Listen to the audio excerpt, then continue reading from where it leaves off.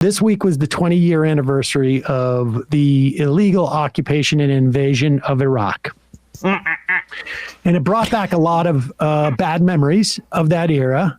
And yes, you're already highlighting it. We talked about this. This in the run-up to the Iraq War, following 9/11, there were people who were venerated. Obviously, this guy was venerated. During the war, he got on a flight deck. He donned an outfit, and this is George W. Bush. This was an action figure that was made of George W. Bush with a collapse. There he is. He was like a jet fighter, and here I'm on he flew onto a aircraft carrier to announce mission accomplished. Yes, I still love it. I still feel it was a mission accomplished for him. It was literally within a year, not less than a year of the war starting. Mission accomplished, and now we can just stay there for 25 years or something like that. There was George W. Bush. But we thought he was the worst. We couldn't believe that couldn't be a worse human being than him and Dick Cheney. Can you believe that we thought there were no worse human beings? That couldn't get worse. I'm not convinced that he still isn't the worst. I mean, he's the worst. Human life in terms of now he had two. If you aggregate that over the course of 8 years, maybe, but he was responsible for the killing of hundreds of thousands of people based on a lie. His father deserted the people when they were the first time they went in. Deserted the people in southern Iraq. He basically told the Kurds in the north, rise up, we'll protect you. And then he was like, not protect you. Right. Didn't we just decimate their water infrastructure instead, causing mass disease for years and years? Well, there was a no-fly zone. I think they put a no-fly zone so nobody could save the people who were being. Well, and Clinton, had, embargoed or, sanctions and we bombed. I mean, it was horrible. What we did to the Iraqi people, horrible. In the run up to the Iraq war, following 9/11, though, there were other things that happened. Like there were icons on the right. Now we look at the right today and we go, they're insane. But the fact of the matter is they were insane then, too. Yes. I give you as Exhibit A. This is a doll of Dennis Miller. This was not same doll. Where am I going to find this? This was sold everywhere because he would become such an icon of the right. And it wasn't just maybe people liked his comedy. This was explicitly a propaganda tool. I'm going to hit the button, and he's got a series of things that he would talk about. Periodically, you need a show of force against your enemy because it works. Anybody seen Gaddafi lately? Of course not. This guy's now the Yahoo Serious of the Mideast. The Yahoo Serious of the Mideast. That reference was old when he did it then. Yahoo Serious had not been, I think it was the late 80s, if I'm not mistaken. I have no idea what the hell that means. So Yahoo Serious was a very funny comedian along the lines of your... what's the thing with the guy, and he had that movie Napoleon Dynamite? He was an earlier version of Napoleon Dynamite, which I didn't see. Well, but Yahoo Serious was like a New Zealand comedian or something like that. But the point is, he's sitting here advocating war, and then also telling a bad joke simultaneously. Here's another one. Now, I hear some in the pro-choice movement decrying our use of preemptive warfare against terrorism. Hey, if it helps you get your head around it, don't think of it as warfare. Think of it as us choosing to abort terrorists. Do you understand how this person was venerated? Do you know that you can't find what is it called? A GIF? I always get it wrong. Is it a GIF? GIF? I think it is GIF. Yeah, you cannot find any of them. You can't. Maybe there's a couple out there, but he's not even GIFable at this point. People don't know who he is. Dennis Miller. I mean, it's amazing.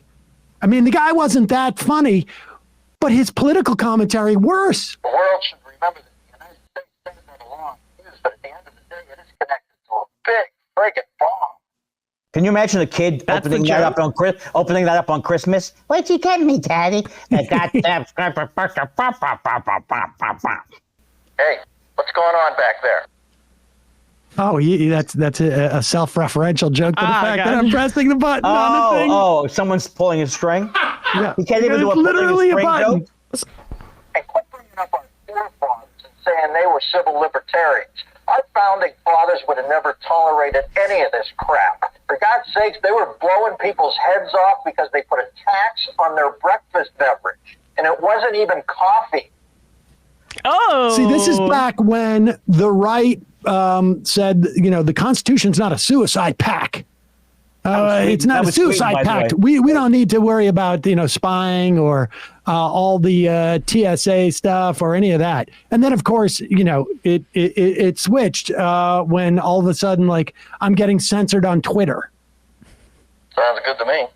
Oh. Who are you going to rely on now? UN? Last time I was in New York, I took the United Nations tour. Even the guidebook is spineless. Oh, the guidebook is spineless.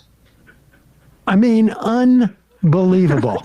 This is just unbelievable. I mean, this is honestly, we're opening up a time capsule, and it's how were people so insane at that time? I got news for you. This is what they're going to say about this period too, except for we don't have the dolls to represent it. We just have NFTs. My opinion, I could be wrong. No, he's very humble. Yeah. Remember, this was all set up by the fact that on 9/11, his Fiji water shipment was late. And he went ballistic, and he blamed the terrorists, and that's it. He was changed. He lived in Santa Barbara, and the world was different now. He couldn't get his Fiji water. Guess what, folks? That's the news, and I am out of here.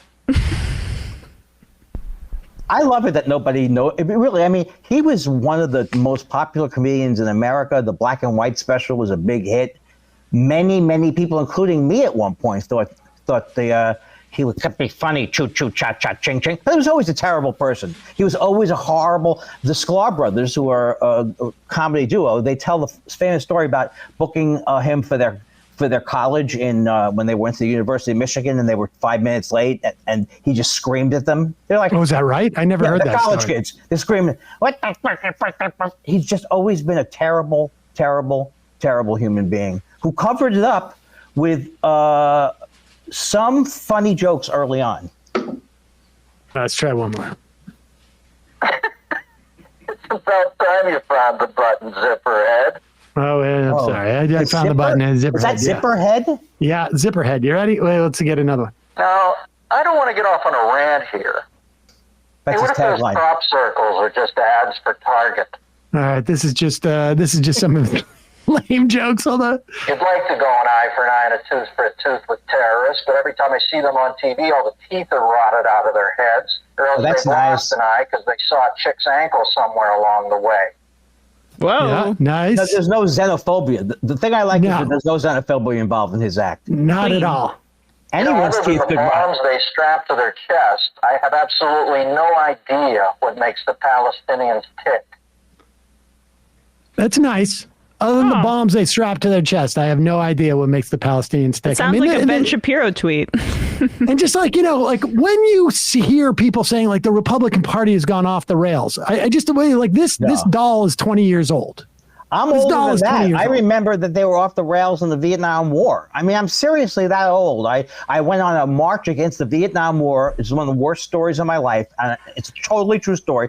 I'm doing a candlelight vigil in 1969. My best friend's walking next to me, and he goes, "Andy, I don't know how to tell you this, but you're about to." And I walked directly into a parking meter. That's the way he warned me. And I got knocked to the ground during my only candlelight vigil march. That's Andy, a great I don't friend. know exactly how to tell you this, but there's a chance that if you continue to walk up, boom! Oh my God. Who says I don't know how to tell you this? It's stop. He thought Don't walk into that. He thought it was funny. That was back in those days.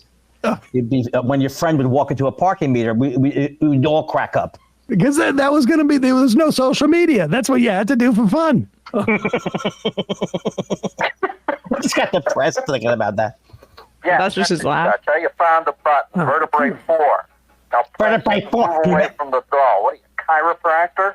He must have hated this session. Guys, can you do one more thing Kim about... Jong-il in North Korea must be a bad guy because you usually don't get to lead up a country when you look that freaky. What's with the hair? He's like a Chia dictator. Oh my God. All right, last one. I didn't know it was this terrible. The French might as well gas up the dinghy and go fishing with Fredo because they are dead to me. That's the Godfather. When Fredo was killed, he went out on a boat. And it's a current reference. I think the movie was in the 70s. What was really painful was when France found out they were dead to Dennis Miller. The country's dead to him. Oh no. Sacre bleu. What will we do? No Dennis Miller to visit us. Dennis Prager wrote a whole book about the French. People don't understand. They changed the names in the commissary in the Congress. I kid you not. From French fries to freedom fries. I thought in 1991, when the first Gulf War, I told you the story before, I was playing Grandpa's Comedy Club on Staten Island. And before the show, the guy goes, hey, look, hey, don't talk about the war. All right? Like, I'm going to talk about the war in this comedy club on Staten Island. You people don't realize that we armed Saddam Hussein in the 80s. You can't live like you're on an island. Oh, my God. Grandpa's Comedy Club, Al Lewis. Remember Al Lewis? From the Munsters? Yes. He was the voice of the comedy club. I'm Al Lewis. Come down to Staten Island. If you like racist comedy, come on. Are you white? Do you like pizza? Get your ass down to Grandpa's Comedy Club. Andy, put your slices of pizza down and listen to me. You, as you've explained to us, have been a professional comedian for decades upon decades now. Since 1987, as professional. Is that right? Yeah, I started on the road in 1987. I went on the road for 5 years and played during the time period where if you could say, how you people doing, you could make like $20,000 a year. So that was the heyday. All you needed was 8 minutes and a brick wall. That also translated to a sitcom thing like Tim Allen. Exactly. Hey, I'm a tool guy. What do you think? People don't know that cable guy, right? The cable guy first came on as a parody. He was doing about the movie. Larry the Cable Guy. Do you know the story? You know the story. No. Tell me. Oh, Larry the Cable Guy. When he first went out as Larry the Cable Guy, he was doing it as a parody. Oh yeah, it was Dan Whitney was his name. Is his real name. Yeah, and he was doing Larry the Cable Guy as a goof on Larry the Cable Guy, and then people liked it so much he just started doing it as if it was like the joke. Yeah, like, it became Larry the Cable Guy. It's like coming out and doing. It would be essentially the equivalent of me doing Ken, the fake right-wing talk show host, and finding that it gets so many hits on YouTube that I'm like, screw it. I'm not being Sam Seder anymore. I'm just going to be Ken. You saw the movie where they think they're flying to, this is the greatest movie ever. It's Get Her Done is his catchword. But it's a movie where he thinks he's flying to Iraq and he ends up in Mexico. I didn't see it. I did not see it. But can you imagine what could happen when he thinks it's Iraq, but he's in Mexico? In the Spanish, I don't know. What do they speak in Iraq? They speak Farsi? I don't know. Is it Farsi? No. Do you know what it is, Bradley? Nearsi and Farsi. Nice that we could be in a war with them for that long. And you know no idea what they speak over there. Like, I mean, come on. Arabic? Here is all right. Yeah, I don't know. It's amazing that don't know. It just goes to show you the ease in which we can go to war. Don't even know what language. Back when the Shah was there, you could wear a suit back in that country. You know what I'm saying? That's what it was. That's the mentality of Americans back. They had no idea what happened in Iran. They had no idea the history of it. And they're like, look, because the people wearing Western clothing. You know, there must be sophisticated people. And we're not getting much better as a country, except this show is good.